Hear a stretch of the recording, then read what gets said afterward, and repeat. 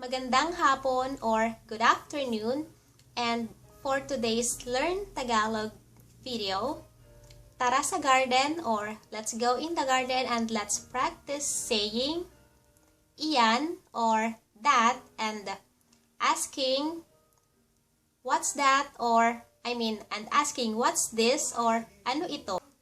So, let's go outside now. Tara na sa labas. Ito ay bataw or hyacinth bean.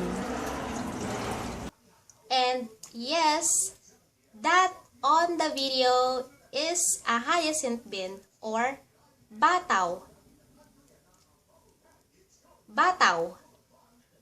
And to say this is a, in Tagalog or sa Tagalog, ay, ito ay, and whatever that is, ito ay,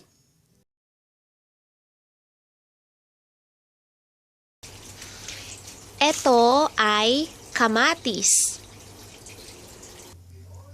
Tomato in Tagalog, or tomato sa Tagalog ay kamatis. Kamatis. Ka-ma-tis. Kamatis. Ito ay gabi. And yes, that is a taro plant or sa Tagalog ay gabi. Gabi. Gabi. And also it has the same spelling with the Tagalog word for night or evening.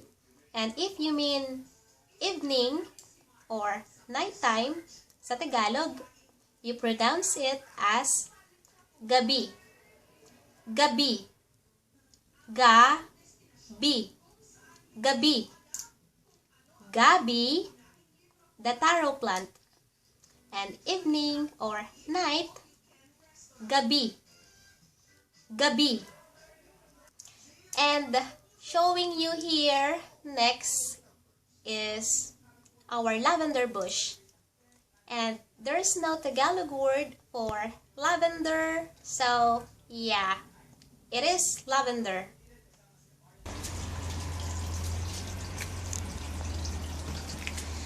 Ito ay lavender. Mabango siya.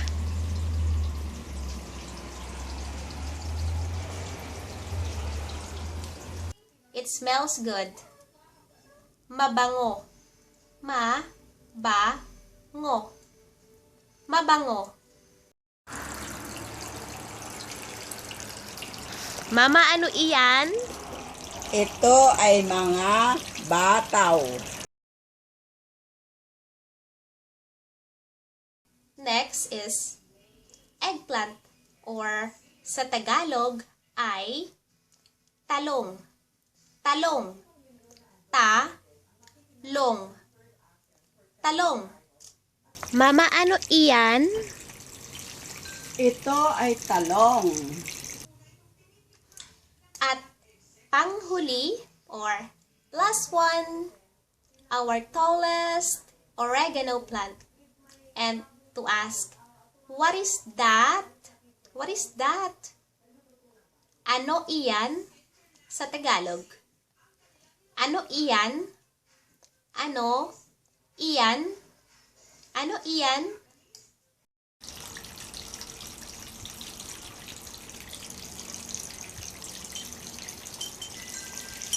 Mama, ano iyan? Iyan ay oregano. Ang taas niya. Isang gigante.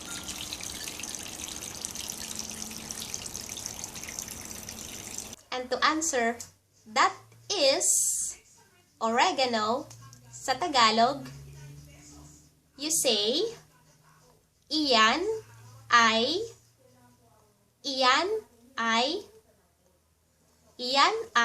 oregano. And also you can find links below from the past videos, and that is this and these sa Tagalog, and also that and those. Okay, that's it for today.